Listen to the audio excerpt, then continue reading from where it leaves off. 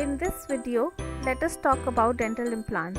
Dental implants are a way to replace your missing teeth with a titanium screw and crown.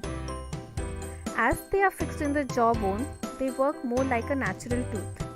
It can be used to replace a single tooth, multiple teeth, or a full mouth rehabilitation. It is usually a two-step procedure performed under local anesthesia. In the surgical stage, a cut is made in the gums and a flap is raised.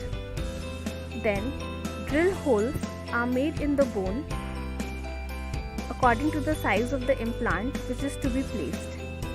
The implant is then placed in the bone and tightened to get a good stability.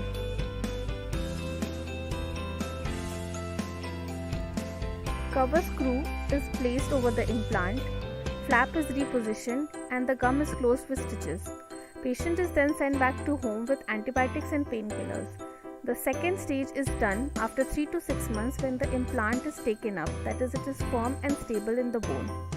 Cover screw is removed, abutment which connects the implant to the final crown is placed and tightened over the implant.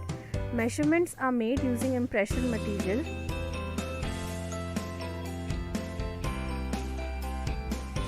Final prosthesis or crown is fabricated and then fixed over the abutment.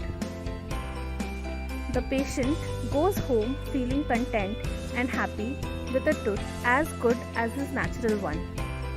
A happy patient equals happy doctor.